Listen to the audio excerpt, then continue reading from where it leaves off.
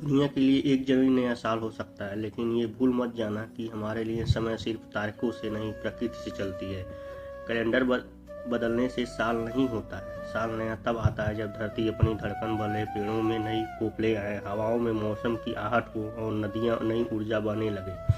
हिंदू नववर्ष कागज के कैलेंडर का मोहताज नहीं है, वो मौसम के परिवर्तन और सृष्टि के चक्र के जन्म लेता है। यही कारण है कि हमारा नववर्ष सिर्फ साल में नहीं बदलता, पूरा पर्यावरण बदलने की शुरुआत होता है।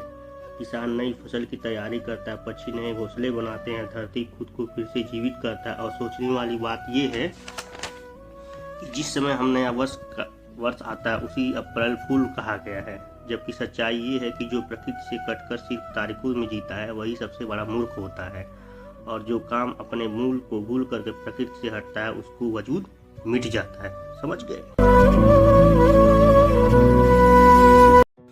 दुनिया के लिए एक जनवरी नया साल हो सकता है, लेकिन ये भूल मत जाना कि हमारे लिए समय सिर्फ तारीखों से नहीं, प्रकृति से चलती है।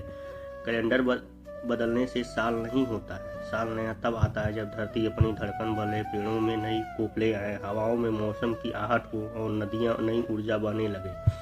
हिंदू नववर्ष कागज के कैलेंडर का मोहताज नहीं है, वो मौसम के परिवर्तन और सृष्टि के चक्र के जन्म लेता है। यही कारण है कि हमारा नववर्ष सिर्फ साल में नहीं बदलता, पूरा पर्यावरण बदलने की शुरुआत होता है। किसान नई फसल की तैयारी करता है, पक्षी नए घोंसले बनाते हैं, धरती खुद को फिर से जीवित करता है। और सोचने वाली बात यह है कि जिस समय हम नया वर्ष आता है उसी अप्रैल फूल कहा गया है, जबकि सच्चाई ये है कि जो प्रकृति से कटकर सिर्फ तारीखों में जीता है वही सबसे बड़ा मूर्ख होता है।